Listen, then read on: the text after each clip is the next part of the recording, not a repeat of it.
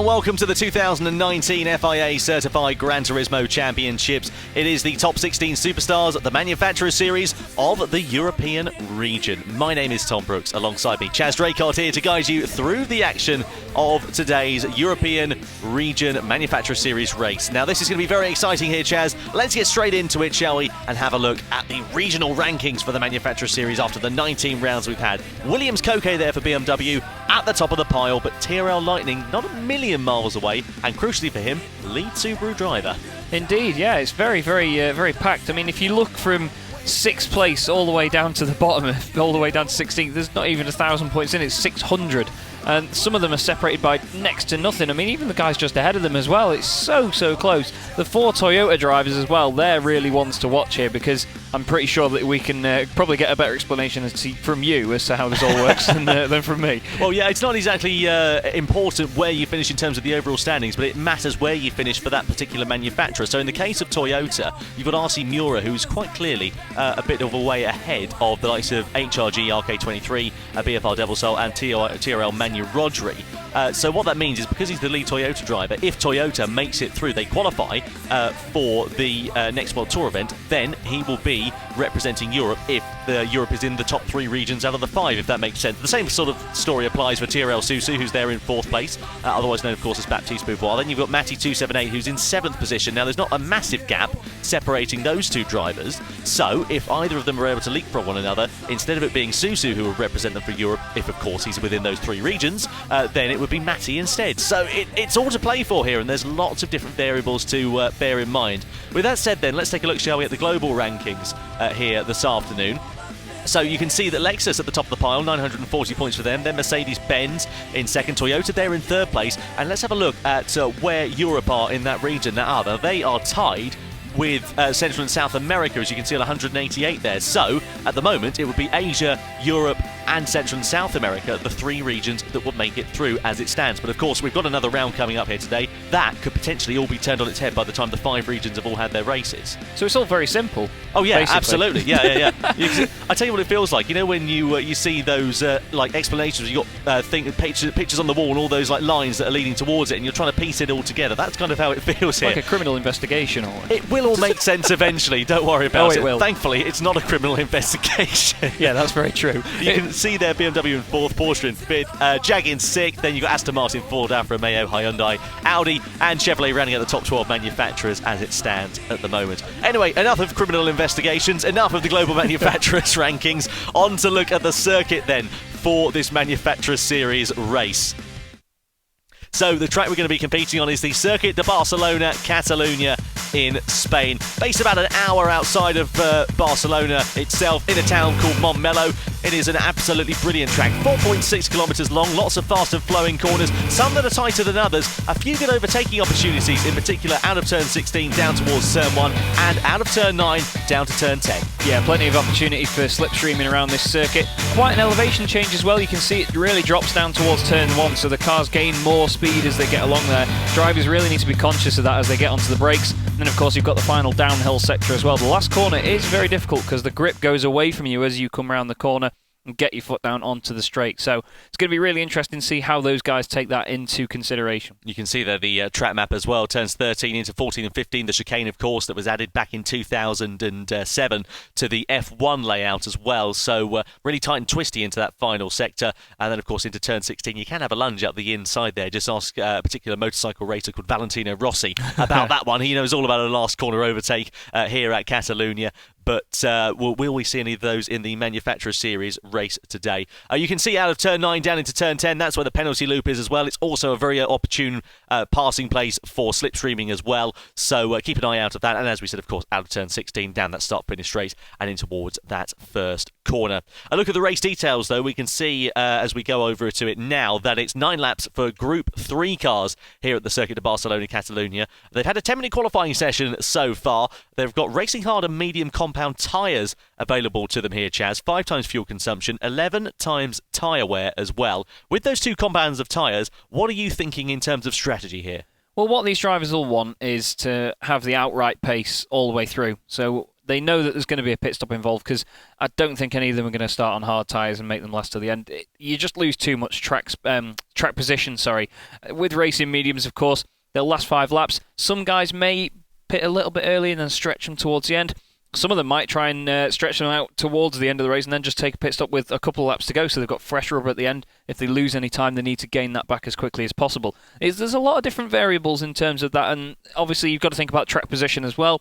If some of these guys are stuck in a battle, they might want a bit of clean air to get out of that, set some fast laps, and then they may emerge ahead of people, but you never know. So we'll have to see how they get on, but it's going to be very interesting to see how they approach it. About 11 or so seconds in the pit lane as well for racing stops. It says 4 seconds for the pit stop time, 2 seconds for the tyre change, but of course they've got to take a bit of fuel on board when they do pit as well, or will likely take a bit of fuel on board so they can push as hard as they can to the end of the race and not have to lift and coast or save fuel, for example, as well. Anyway, with all that taken into consideration, let's head over to the grid, shall we, and get the race underway.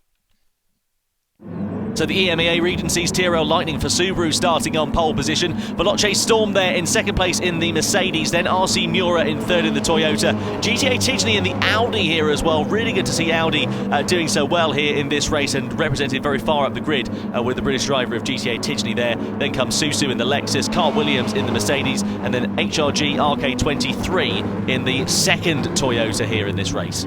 Yeah, it's great to see such a variation in these cars as well. Really, really big aerodynamics on these things as well, so the slipstream's going to be very effective. Of course, dirty air through the fast corners, that may be a factor as well. Mercedes have been doing pretty well so far, so hopefully we can see Veloce Storm do that again. Good to see a Subaru at the front of the grid though.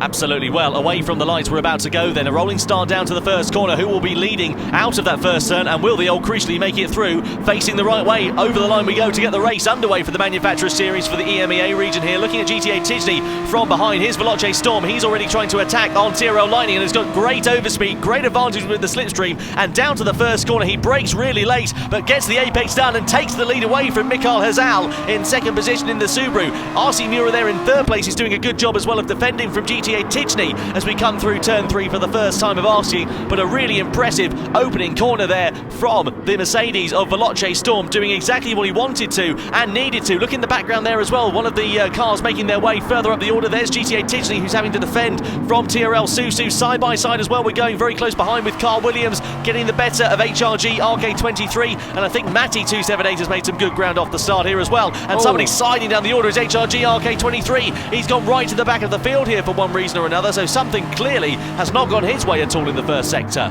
No, I think there must have been a bit of contact or maybe a mistake there. That's really, really bumped him down. That's a real shame. Like you say, the Matty 278 really making some good headway there, and he's right behind Carl Williams now as well. Look at this fantastic train of cars. Awesome stuff by Veloce Storm through turn 1 though, to go around TRL Lightning like that. Very committed manoeuvre. Nice and calm on the brakes. Down the inside he goes. Yeah, Matty trying to find his way through in the Lexus side by side with the Carl Williams Mercedes there, and he gets the move done through turn 10. Nicely done there for him. And keep an eye out for Yomas as well in the Jaguar, because he's got his fellow Jaguar driver of RC Snake very close behind on track position as well. You can see the two F-types there running almost nose to tail as we come in towards this final section for the first time of asking. That's a pretty car, that Jaguar. That's a very, very pretty car. Hopefully they can work together maybe to try and get a bit further up the order for the sake of their manufacturer. Carl Williams now in the Mercedes. He's going to have the slipstream. This is a very, very close race throughout the field though. Here are the two Jaguars going at it. Let's see how they get on. Wow, very, very, very aggressive move from RC Miura there around TRL Lightning. Is he going to get it done? He flashes the lights. He's not happy about something. But trying he's still to defend. He's still trying to defend. He's still side by side. They come through into turn 3 on the inside for TRL Lightning. RC Miura there on the outside, trying to take that outside line, but he's going to struggle surely to get it all together. But he does manage to hold it through on the outside of turn 2, but down in towards the right-hander of turn number 4 we go. And now side by side with Tigny and TRL Lightning. Is the Briton going to hold it around the outside of the German here? They're still running side by side as well. Door handle to door handle, and Tigny holds the way through at turn number 4, and he's going to have a sneaky look up the inside nearly of RC Miura going through turn 5 as well. Wow, he just went to go for it, but he just got on the brakes really hard last second. Miura turned in. thankfully didn't get turned around, otherwise that would have been a real shame. But what a great bit of opportune driving by GTA Tidgney. Real shame for TRL Lightning. I don't think flashing the lights works when the car that you're battling is next to you though, but he was trying to give it as much light flashy as he could. Didn't quite work for him though. You've got Susu and Matty278 waiting in the wings and the two Lexus as well. But all this time, it means that Veloce Storm can try and run away with this here, Tom. 1.2 seconds the advantage that Veloce Storm now has over the rest of the field. Then you can see there second place of RC Miura. Looks like he's a bit on the back foot here in these opening stages. Doesn't quite seem to have the pace to match GTA Tidgney or TRL Lightning. And is it going to be a matter of time before Tidgney finds his way through? Is TRL Lightning going to have any pace to try and answer back to it as well? We know he's lost a couple of positions, but he's looking relatively consistent in terms of the sector times that he's setting out there on track, and was actually a bit faster than Tidgney last time around. Now he'll have the advantage of the slipstream here as well, so that will certainly help the Subaru, because we know it's not the fastest car in a straight line here as well. But that Toyota has got some great legs on the straight, even without the slipstream. Look at how much he's pulling away from Tidgney's Audi. Yeah, it's not just to just keep going on about this, but that's a really good looking car as well. It just looks like a very balanced shape. It looks very sturdy, and he's driving it very smoothly as well. It's not too extravagant. He's not sliding around all over the place. Speaking of good looking cars though, Jaguar F-Types here, still together of Yomus and RC Snake. They've got TRL Adam right behind them in the big burly Mustang. And then here we are on board with the Mercedes with Carl Williams now. He's got the Lexuses and of course this battle in front of him. Really strong train of cars still going on, but of course if you're in the middle of something like this, Tom, you've got to be very careful if you're going to go for a move, as we see more side-by-side action here. Yeah, Adam trying to go towards the outside there of Yomus. He's now ahead of RC Snake. He's going to try and hold that move all the way through on the outside. He's running off the circuit though. Will he pick up a penalty for exceeding track limits? I don't think he did. They're still running side by side with RC Snake on the inside now in towards turn number 7. On the outside then is TRL Adam, but he's got the inside line for the following corner, and now he's going to try and attack Yomus. And keep an eye out for RC Antho, who's coming through into the party and now gets himself ahead of RC Snake going through turn 9. That was very opportune stuff by the Hyundai driver there, and they've got the Ford GT behind them as well, side by side just in front between Adam and Yomus. He's going to go round the outside in the Mustang. That's very brave stuff, but as he did before, he's going to have the inside to the next corner. He doesn't even need to wait for that, and he's got it done. Brilliant traction out the corner there, and 2 moves very quickly within a couple of corners, Tom. The only thing we have to worry about here for TRL Adam is if he's just pushing too hard on those tyres. Bit of a moment there for the Hyundai of RC Atho in the background as well, but TRL Adam, he's pushing very hard. Clearly he's very confident with the car underneath him at this stage, but is he pushing too hard for those tyres, and will he be forced to make a pit stop before this race continues? Here is TRL Lightning though, very close now behind GTA Tidgney. Into the pit lane comes Garazza, the Ford GT driver. We saw him earlier on struggling to get that car lit up on the corner exit, and he does opt to get that car in, get those old set of medium tyres off. And TRL Susu from 5th place here has been given a half-second penalty for exceeding track limits by the looks of things there. He's going to serve that going on to turn 9 on that back straight down towards turn 10. If it's the same gap as he's got to Matty and Carl Williams at the moment, then he's really going to struggle to hold on to those 2 positions. Yeah, it's a bit of a shame that really, to be honest, but at the end of the day, if he's not obeying track limits, then well, so be it. The Subaru just in front of them there has just dropped back a little bit. TRL Lightning was all over the back of Tidgney a moment ago, and then just after a couple of corners, maybe the dirty air after going around turns 3 and 4, it's really pushed him back, and now it's a battle between these 3 very big cars, the Subarus against the Lexus, and you can see now that Susu is going to slow down any moment. You'll see him just peel off out of the way, and then he'll slow down and serve that penalty, but I'm pretty sure he'll be right back in this battle after no time. Yeah, he'll be trying to at least, won't he? It remains to be seen what terms of strategy these drivers will be doing as well. There goes Susu serving that half-second penalty then, and he goes through and is now back at this little gaggle, drops behind Carl Williams as well for good measure. On board we are with Matty278, who has a bit of a moment coming out of turn 10. Now, crucially, is Veloce Storm, the race leader, going to pit at this point? He's got a 1.7 second advantage.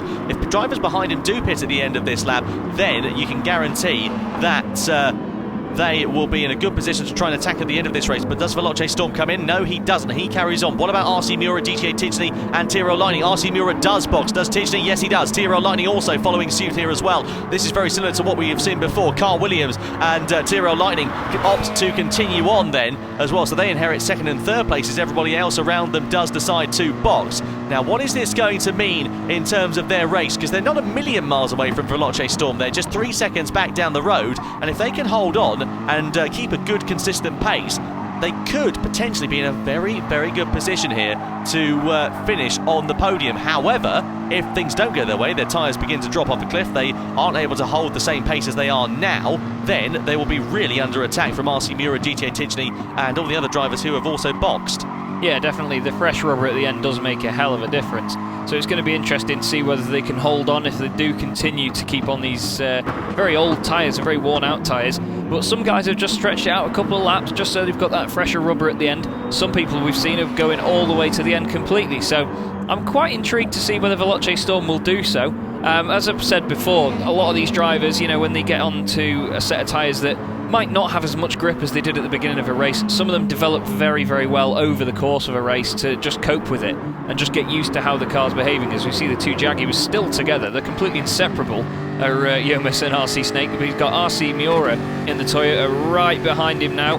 You can see him backing out there a little bit, just playing it safe. Oh, RC Miura's gone down the inside. That'll be why. He knows that he's not going to fight him too much because he's in a bit of a different race, essentially, isn't he? Because he's pitted and the Jaguar has not. All the while this is happening, though, as well, we need to bear in mind, of course, that Tidgney, who was very close behind RC Miura at one point in this race, there's now a car between them, and if RC Miura can get ahead of Yomas before Tidgney can get himself ahead of RC Snake, then that is going to be very interesting in terms of how his race will pan out, because there's going to be such a significant difference with them in terms of where they are sitting on track. There is Yomas running a bit wide out of the final corner. Those tyres are very second-hand now as HRG RK23 in the Toyota comes into pit now as well. RC Miura comes over the line, drawing side-by-side with the Jaguar and gets himself ahead. So now Tidgney has got two cars to battle before he finds his way through against GTA Tidgney. RC Snake having a little bit of a look there against Yomas, but it was a bit half-cocked. He wasn't able to find his way past at that point, and it's allowed Tidgney to close up going through turn 3. Yeah, he didn't quite go for it. I think he just wasn't expecting Yomas to brake so early there, but you could just see the difference in grip out of the final corner as Tidgney's trying to eye up his opportunities here in that very, very pretty yellow Audi. Down the inside he goes in the R8. Gets it done. Look at the grip difference there. Look at that. He might have both of them in one corner. He certainly does as well. That's fantastic to see. Just look at how much fresh rubber makes the difference here. And the white Jaguar of Yomas really struggling there. I think RC Snake, he's trying to have a look, but there's inseparable big slide. But now they're going to fall into the clutches of SDL Sonic as well in the Hyundai. Yeah, SDL Sonic having not made a pit stop here, so he'll be a little bit of a sitting duck as well. But Matty, Susu, Adam and the other field that are very close behind have all made their pit stops. And you can see there Matty 278 on the inside in the Lexus side by side with the Hyundai. They go through turn number 9. It's not a usual overtaking space, but they draw alongside as they come down towards turn 10. And look at Yomas there on the inside as well of RC Snake. He's trying to find his way through. SDL is also through by the looks of things there on Matty 278. They're still running side by side on corner exit and shuffled out wide there as Matty 278. But he has the inside line to the next corner in the right-hander, and Susu's trying to find his way through against Son as well. So brilliant driving from all involved here, and he does manage to get himself ahead there, does TRL Susu. So this is all an interesting gaggle because there's cars that are out of position. There are some cars that are on new rubber, some cars on older rubber, and other cars that are into the back of each other there as well. It's really frantic battling there. Again, it's the example of the grip. Look at it, just the run and the slingshot that you can get. Matty 278 just trying to push that Jaguar down the straight. He's going, come on, son, we need to get a move on because these guys all behind us are getting really irate about this. The Mustang and the Hyundai side by side there as well in the background. That's TRL Adam and SDL Sonic. Down the inside goes Matty 278 on the Jaguar. Very big car against a very little car. I'd be pretty scared if I was driving that Jaguar right now. But he's really, really defending well here, actually. Tom, he's not got the move done, but there, you can just see, look at what the rubber does. It's just so different around the corner. Yeah, he's blocking him off on the apex there. Not through any fault of his own, RC Snake, though. He's just not got the grip to try and contend with it. Matty looks at having a lunge down into turn 4, but that door is very firmly closed. And this is not what Matty needs, because all the while this is happening, it's allowing the likes of GTA Tidgney to streak off into the distance. You can just see the yellow Audi there through turn 5 as RC Snake defends. He's trying to attack also against Yomas. There's a bit of contact between them as they come through the corner exit. They draw alongside one another, and now Matty has got the inside line into turn 7. Surely he's going to be able to brake later. Indeed he does, and he's through up once again ahead of RC Snake, then moving a position ahead of the Jaguar and now into 8th place, and he's going to be battling the other Jaguar as Carl Williams, who hasn't made a stop here, is all over the back of TRL Lightning for 2nd position as well. Yeah, these guys really stretching these tyres out to the end. We almost forgot about them, like they're in a separate race really. Veloce Storm up the road leading the way, 3.5 seconds clear. But this battle between Carl Williams and TRL Lightning has really closed up. They were quite far apart when everyone else first pitted. So it just shows that Carl Williams has really made inroads. Of course, he's going to have slipstream down the straights. The Subaru ducks into the pits then. That's a really late call there for TRL Lightning here. Now I wonder what that's all about, because he's going to lose a myriad of positions here, given how long he's in the pit lane, unless he's just going for a literal splash and dash to the end. But he's going to be 10 seconds or so in the pit lane here. Wait to see where these guys emerge as they come over the timing line then. But TRL Lightning could have pulled an absolute masterclass of a strategy, or it could be an absolute pig of one as well, depending on what happens as he comes out of the pit lane. Where is he going to emerge? There he is in the forefront of his shot, so he does manage to hold off the charge here as TRL is alongside here. Adam trying to go up the inside as Matty gets ahead of Yomas. He gets 2 in 1 there, does TRL Adam. Brilliant bit of driving from the Ford Mustang driver. He is now ahead, and now here is Susu alongside Yomas as he descends backwards through the field. The Frenchman now down into 10th place, so the strategy of not pitting has not worked out at all here for the Frenchman. No, the poor little Jackie just got eaten up so much by that savage field of cars coming through. It was almost really quite sad to watch.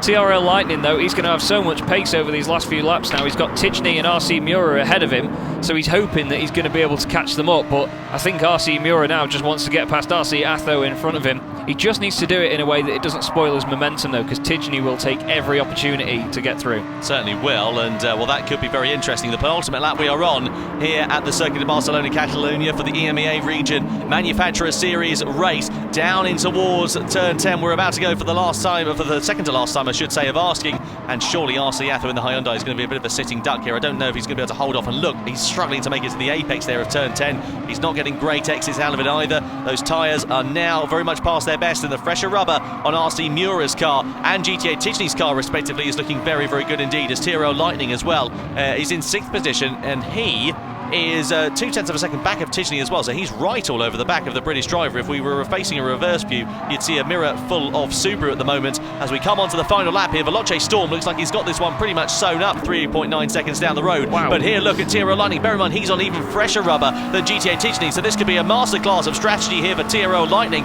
Down the start-finish straight we go. Is the Subaru going to be able to do anything in towards turn 1? I don't know if he's going to have the speed, but he's got good traction through these corners, which will certainly be helping him through turn 3. RC Atho is going to be slowing this train up as well, which is exactly what TRL Lightning needs as they come through turn 2 into the right-hander of turn number 3, and Tichney's trying to attack Mura. Lightning is trying to attack against Tichney here as well, and this is going to be a great battle that goes on this final lap. Yeah, they're really, really getting close together now, but RC Atho, I don't really think that he's actually doing too badly considering the tyre situation, but TRL Lightning just needs to get these moves done around these corners. You can just see the extra bit of grip that he's got over GTA Tichney. He's going to try and go round the outside. RC Mura there in front of them. That Toyota's got really good legs out of the corners as well by the look of it as he gets on the power. Lightning's got a great switchback though, hasn't he? Look at that. He has, yeah. He's trying to find his way through up the inside. He went for the outside line, but tried to get the switchback. Didn't quite have the traction or the drive to use it against Tichney. RC Mura misses the apex at turn 7.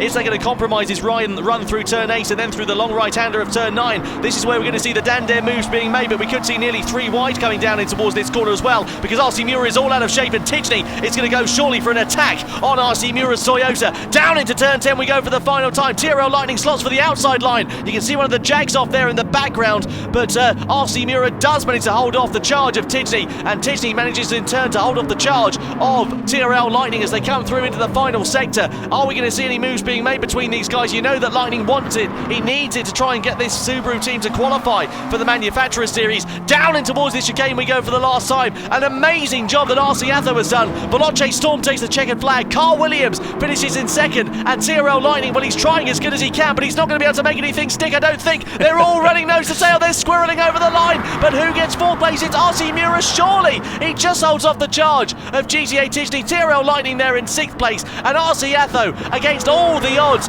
over the line in 3rd position after not stopping. That was a bold strategy, and he managed to defend beautifully there on the final lap to hold on to that top 3 finishing position. That was a brilliant battle between those guys, nose to tail, so close. You could just see TRL Lightning thought, I've not done it, I've not done enough, so he just flung the car around very comically across the line. But that's the thing, you'd have the frustration of not making the move and getting it done sooner, but he gave it everything, and that's what matters. But a Mercedes 1-2, Veloce Storm and Carl Williams holding on the end on clapped out tyres as well. really, really strong performance by those guys, and a very mature drive to hold it out on the tyres, of course. 3 French drivers finishing inside the top 4, 5 rather, actually. Yeah, inside the top 4. Veloce Storm, RC Atho, RC Miura there. Carl Williams, the British driver, in second position on the podium. GTA Tidgney, also from Great Britain, for Audi in 5th place. Then Tyrrell Lightning, Matty 278 there in the Lexus, had good pace, but sadly just didn't have the luck to try and use it in his strategy. Tyrrell Adam in 8th, Tyrrell Susu in 9th, PR1 Yasete, who we hardly mentioned in that race, was in 10th, and then HRG RK23, fastest lap from him there in the race, a 1:44.338, but sadly down in 11th at the finish. Yeah, not quite reflecting the pace that he had with the actual result in the race, but RC Snake there, real shame for him in the Jaguar to have finished 16th in that one. He seemed to drop off. We just saw him going wide at turn 10 at the end. Just seemed like he pulled over. Big dramas there he had in the final lap by the looks of things for the Jaguar driver. So then let's take a look, shall we, at the regional standings after that race then. So Williams Koke still sits at the top of the order. Veloce Storm, with that victory, now sits in second position at the expense of Tyrrell Lightning. And Carl Williams, look at the people he's demoted up as he demoted down, rather, I should say, as he moves up into 6th. Yeah, he's taken a lot of places there. That's a very, very important result for him as well. Second place, holding out until the end of the race on those old tyres. And of course, it's a risk taking that strategy, but it's paid off for him in this effect. Now, there's a lot of close drivers though there, so it's really, really easy for him to switch this back around though. But yeah, it's incredible to see, if I'm honest with you. Now, I tell you what, there's been a bit of controversy actually after this race because there are some people, some competitors thinking that the likes of GTA Tidgney has been working together with a few other competitors, not necessarily just him as well, but GTA Tidgney as well as RC Miura have been working together to benefit another driver. Now, this is really, really interesting, actually. My thanks go to Jimmy Broadbent, who's literally just brought this up information to me here in the commentary box, but there's been a bit of disgruntled things happening. So in terms of the results, RC Atho, of course, he didn't pit, but he finished in 3rd place, and I think there are some rumours going on. How reliable this information is, I'm not 100% sure, to say that basically that RC Miura, GTA Tidgney, did not attack against Atho because he's in that Hyundai. Yeah. And then subsequently, of course, he finishes 3rd. So it's more beneficial for Hyundai in terms of which drivers they will have in the next Manufacturer Series World Tour event. So I don't know what to make of this. It's really interesting. It's really controversial as well. And I should say, this is entirely speculation, entirely rumour. We have no evidence to suggest that this is indeed the case at the moment. And we apologise if it is indeed misinformation. But this is just what we've heard. And there seems to be a lot of drama going on with it at the moment. So remains to be seen what will happen. The upshot is the standings, as you can see them on screen, are as they are for now. RC Miura there in 5th place, and GTA Tidgney in and amongst the mix, as we saw as well in the Audi, but not, of course, inside the top 16.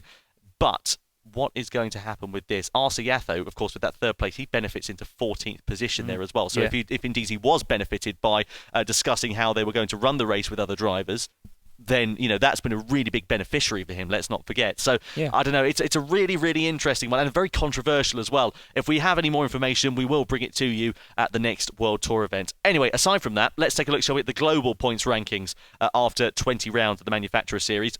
So, Lexus lead the way, Mercedes-Benz in 2nd position. Toyota managed to lose out there to BMW, who inherit 3rd position. Porsche now ahead of Jaguar in 5th place. Hyundai, with that 3rd place finish, now move into 9th position there as well. And if you look at the drivers who are going to be making it through, the driver RC Atho in the EMEA region will be one of them as it stands. Out of the 5 regions, he's in 2nd place in those points tallies. Yeah, he is, and it's just very interesting to see that not only from an individual driver perspective that it gets changed, but actually the manufacturers as well are having such a shift around as well so late on. So it's brilliant to see, and of course, going into the next event, it's just going to make it all the more exciting with the added little bit of drama in there as well. It certainly is. As we said, just to verify that, by the way, that is entirely speculation based on what we've heard from some competitors following this one as well. And there's a lot of disgruntled nature going on. So if we can bring any more information to you, we certainly will do. And keep tuned in to the World Tour because it sounds like it's taken a twist already. And speaking of the next World Tour 4 for the 2019 FIA Certified Gran Turismo Championships takes place at Red Bull Hangar 7 on Friday and Saturday, the 13th and 14th of September. Do tune in there because we'll have action from the Manufacturer Series and the Nations Cup. From Chaz Draycott and from myself, Tom Brooks, thanks very much for joining us. See you in Austria.